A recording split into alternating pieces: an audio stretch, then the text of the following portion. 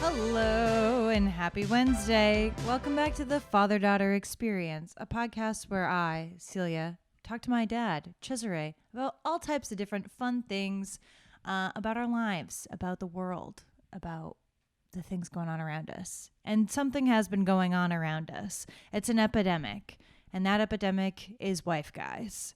For context, for those of you who aren't chronically online all the time, over the past few weeks, there have been several scandals. Adam Levine, the Try Guys, once upon a long time ago, John Mulaney. Sure. And all of these people have one thing in common. Maybe not Adam Levine as much, but that they are wife guys. And what that means is that some part of their career or their success has come from really loving their wife. Having that be part of their persona. Yes. So specifically in the Try Guys case, and we won't dwell too much on this. We want to have a much more interesting conversation. And I think the conversations have already been had in a much more fulfilling way other places on the internet. But basically what happened was there were some rumors online about an inter-office affair that was occurring between one of the main talent and owners of the company, an employee, and that was bad because, well, one, a power dynamic between a boss and an employee. Sure. But two, he was married and had 2 kids, and his whole sort of persona was, I love my wife, I love my wife, I love my wife. My wife is my number one. So there are 4 guys in this group, correct? There were 4 guys. There were 4 guys. Now they're truly a tripod. Now they are right. There are now try. Now they could change it from a Y to an I. Yeah. Because there are 3. But Yes. there were 4. And Yes. so this one, again, I was familiar with them, but not Sure. They aware. different. You guys, you and Their Mom. heyday was a little bit ago. They're still around, but their BuzzFeed days is what kind of launched them into. Yeah, and now they have their own company, their own channel. They still make a lot of like really great content. Honestly, I still liked watching some of their stuff, but I had kind of fallen off the train. And then I remember feeling like when big celebrities get embroiled in these scandals, I'm not necessarily like shaken or like, oh my gosh, like, because it's like a celebrity, like that person is so far divorced from me. Sure. Whereas like with the Try Guys, it felt like, oh, I grew up watching their stuff. Like I remember watching literally the first Try Guys video on BuzzFeed and being like, oh, like this is like such a cute series. Sure. And now like look how far they've come. But all of that aside, I remember being like very shaken when the rumors started on like TikTok and the internet and being like, no way is this real? And then like, oh my gosh. But the reason I wanted to talk about it on the podcast was because I think a lot of people would consider you to be a wife guy. A wife guy. And so how are we? So we're just going to, Let's define it. So I was going to say, I wanted to be able to talk about this, and you had said, hey, I want to chat about this because I do feel like there's this categorization. So I'm going to start here before we kind of get into the discussion and define it in my terms. Mm-hmm. So when I looked into it and started reading some of the articles that you had kind of told me, hey, like look this up and this is what a wife guy is. Essentially the idea is, and everybody is basically saying wife guys are out, they're dead. Right. Like nobody wants to hear about wife guys.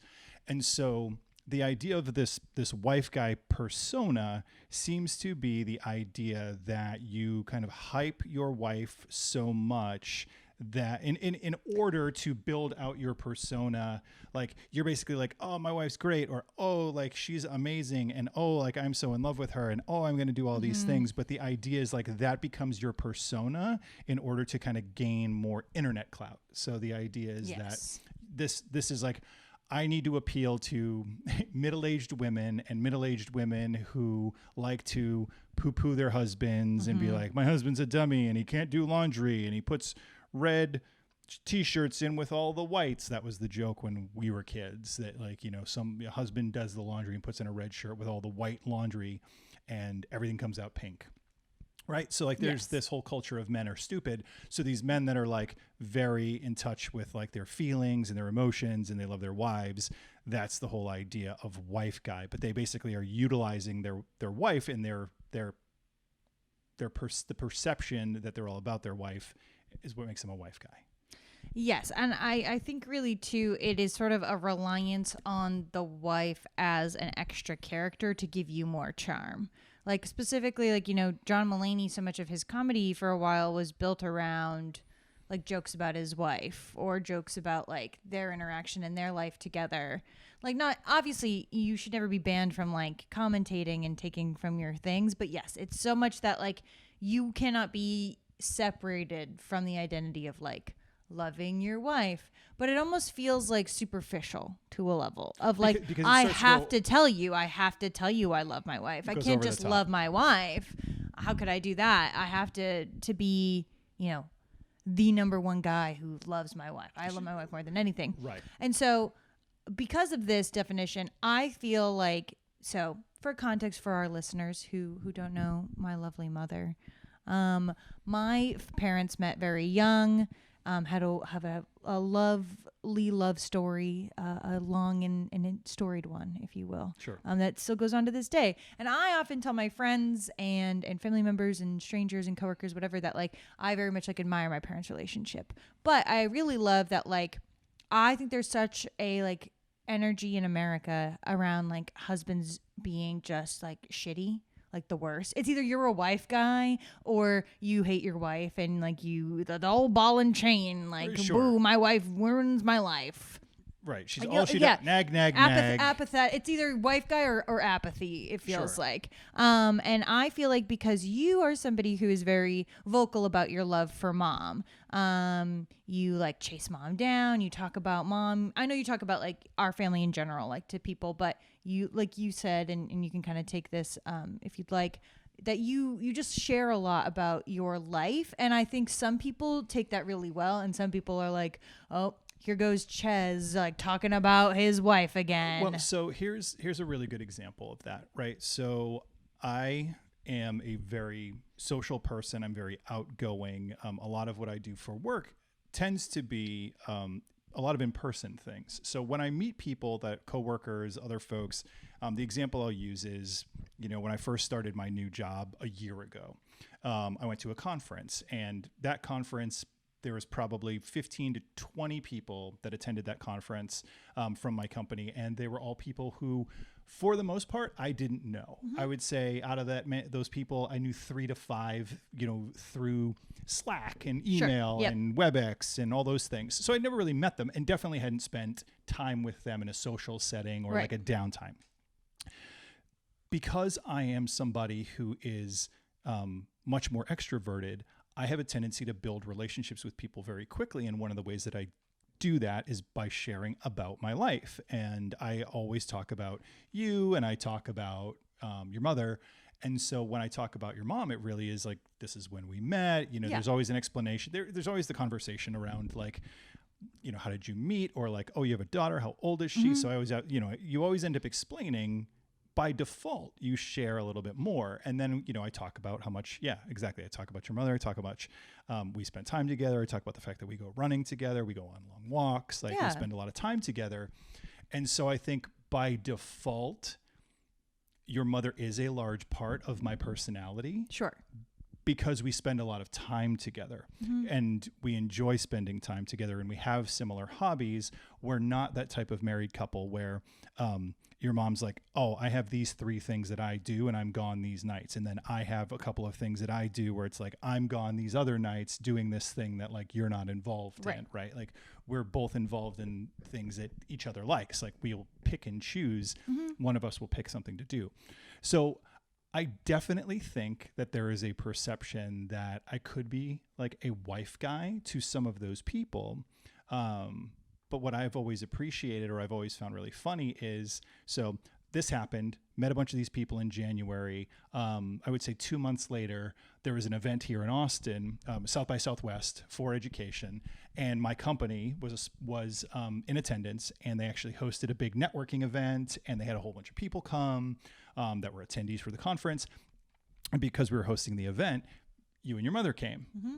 And this was one of those times where, because a lot of my coworkers live all over the country, New Jersey, Florida, California, Washington State, Wisconsin, they were all here, and they got to meet your mother and they got to meet you. And I think this happens routinely. people felt like they already knew you guys because I talk a lot about you. So I think that's where that perception comes in. Sure.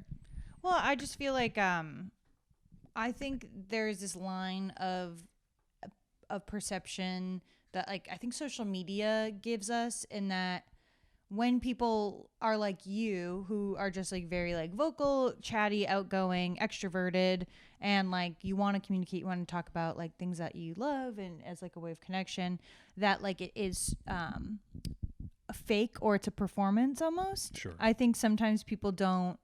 Like I've had people be like, "Oh, you like talk so much about your parents," and then like they'll meet you guys, and then they're like, "Oh, you were like being honest. Like you actually do like your parents. You actually do get. What do you mean you're hanging out with your parents? What do you mean you spend the holidays like with your friends? Right. What do you mean you're just like going to an activity on like a Sunday with your family?" And I'm like, going to a fall festival. You generally at 24 would be like, "I'm going with my friends. We're going to do this thing," and instead, you're with us, and then we maybe see your friends. Sure. But, and I think kind of with that wife guy stuff, I think sometimes even when I talk about like you and mom's relationship to other people, there is this automatic belief that it's fake. There is this weird, I feel like, you know, we cynicism. Yes, and we talk about like parasocial relationships with like celebrities, but I even feel like social media has created this like in our own individual relationships of, well, it can't possibly be true if you have to talk about it so much, if it's like not posted on the internet, or if it's not plastered all over the internet. But then if it's plastered all over the internet,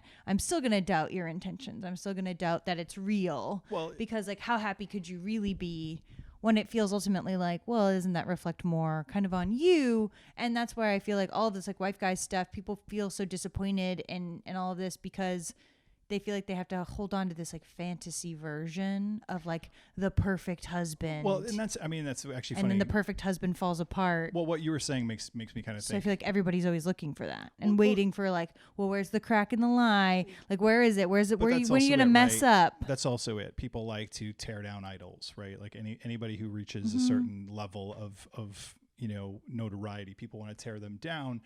I think when you say, oh, they're perfect, right? The idea of perfection, because so much of social media is curated, right? You can put out whatever you want. And, there are times where it's like when I post something, on social media, if I post something out there that has to do with your mother, it's generally like, something that we've done, or it's an anniversary or a birthday or something like that. I think for me, I'm not doing those things pejoratively. Like I'm not putting them out there with the hope that people are going to be like, oh, like, look at how much he loves his wife. They're more kind of marker stones or milestones that we recognize to like share with people who like we don't see very often, right? Like we have people that are friends of ours that live all over the place now because we've moved so many times, and so it's a neat way of kind of just posting some things for them to see. Because like 100. It's like people. Here, check in. Here's 150 people that I'm connected to on like on sure. Instagram, and it's not like I'm broadcasting it to the world. But I think for me, in terms of the way that the persona that I have, if I was looking at things from the perspective of our friends and family, I think one of the interesting things has always been when people actually share their perception, not like when they actually tell you how they feel. And I always think about something that has always made your mother and I laugh, which was we had some friends when we lived back in Minnesota, and your mother and I were at I think it was a birthday party. It was either a birthday party or like a Thanksgiving type of thing, but I'm fairly certain it was a birthday party for one of our friends' kids. And, I was, your mother was sitting down and she was talking, and like, I was like, do you need anything to drink? Like, I'm going into the kitchen, I'm going to do this. And I do have a tendency to be more physical in my affection. Like touch is my love language, if you want to say that. Like physical touch is big for me. So I constantly am physically reassuring your mother, like you said, holding hands. I have my arm around her. Like I'll stand behind her and put my arms around her shoulders if we're just, standing somewhere, if we're at a concert. And one of our friend's mothers came up and said to my friend at the time, I need you to love your wife, her daughter, as much as he loves his wife. And I felt like that was, one, I thought it was funny. Two, I also felt it was kind of unfair because our relationship and the way that I show affection is much more out there. Sure. Right. Because you could be somebody who we don't know if the wife was like, maybe she's an active service person, right? Like maybe she's just maybe she's a gifts person. Somebody's looking for. You don't know what the other person's looking for. So like maybe he could be making his wife just as happy as I'm. Right. But because I am very outward in my affection, and it is a kind of a showy form of affection, and attention, I think it gets more notice. Yes. Because people will always say, like, I'm always giving your mother a kiss. I'm always holding your mother. Like, we go out. And yes, we've been together for, 25 years. So it's always, I think, also shocking to people to have that level of attention. But I think where the wife guy piece comes in is like, I'm not doing it for anybody else. Like other than me. You're not performing it. You're not like, oh, we're going out. I have to make sure I need to make sure all my friends see this. See that I am in love with my wife. It is just a genuine, it's how you show your love. Like you were saying, like even to our friends. I mean, like to me, the way that I was also raised was also to be helpful and to be considerate. And so anytime we've ever been anywhere, we could be invited to a party. I always feel it's not pressure. It's almost like a Pavlovian response. Like I was trained because the way I grew up, like I took care of a lot of things, or the expectation from my family or my parents was that like, oh, at the end of the night, I'm doing the dishes. Sure. Or at the end of the night, I'm cleaning up. Sure. But you're like my parents, in but like even when I spent things like that. Correct. Even when I spent the night at friends' houses, when I was a kid, like I would always be like, oh, can I help clear the table? What can I help do? I always want to pitch in. And so when we go to parties at people's houses or we go to events and it's winding down, if we're still hanging around, like I'm going to help clean up. Like I'll help to start do dishes. Like I'll still help to start like cleaning up garbage and like cups that kids have left like fucking everywhere. Yeah. That's just part of who I am. And so I think even that has gotten comments in the past from people like, do you teach classes? Right? Like, do you teach husbands, do you ever teach like husband classes? Like, oh, my husband could learn from you. And it's just like, again, I'm not doing those things. It's not really teaching. It's more of a, if they wanted to, they would, if you will, even though I think it's a bit beaten. I think it depends again on your raising, right? Absolutely, yes. Because it's not necessarily something that cultures. can be trained so much as like ingrained and understood from like a young age, and then you grow up and you're like, yep, okay, this is. Well, there are cultures where the men don't do that type of work. For sure, right? It's expected that the women do that type of work and the men don't. And it was, if you are raised in that type of home, that the expectation is the women take care of the men. Sure. From a domestic perspective. I don't cook, I don't clean, I don't do laundry because I go and I do work. Right. I've seen some of those TikToks where it's basically like, I do this because my wife makes six figures or whatever, right? Like there's a ton there's of a those. couples that I follow that are kind of cute like that. Yeah, but it's right, but I'm taking care. She's taking care of me, so I'm taking care of her in turn. Right, but that doesn't. But I always laughed at those. But I also thought like that's not mutually exclusive because it's like sure. Like I can also be a breadwinner and take care of bake my wife a cake that she wants. Yes, I need to bake another carrot cake soon. Well, so to wrap it up, what would your Cesare top 2 tips for being a good wife guy be? If you had let's just say a good partner. It doesn't even need to be a wife guy. I think it's for sure. I think it's just a good partner in general. I think the biggest one is always going to be communication. Like take time to talk to your partner, to talk about everything. Like you should be. I've always found it funny when people say that like they have a best friend. It should be your spouse. Like that's just my opinion. And I understand like, oh, you grew up with this person. Like I've known this person since I was 6 years old. They're my best friend. That's great. But like they can't be on the same level. They shouldn't be like inside your persona, your person, your brain as much as the person you're married to, because that person, there shouldn't be a lot of walls up around them. Sure. So I think it's that communication. It's having them be your best friend. And I think another one is just, people always say, I married this person, I thought they would change. Oh, I know this about my partner, but like I wish they could change. I think one of the things that I think is important is just finding the things that you enjoy doing together, because the more time you spend together, like the stronger your relationship is. And again, the two things end up overlapping, right? You end up communicating more when you spend time together and you're doing things that you both like. And you might find things that you both like. Oh, we tried this, and turns out like that sucks. Yeah, right. Like, no, we don't like that. Like archery. We tried archery, and I'm not good Sure. at it. Let's not do that anymore. Let's go find something else that we like. I think those are the two big things. I think it's communication and finding things that you enjoy doing together, because what's the point of being married if you don't like the person that you're with? I agree.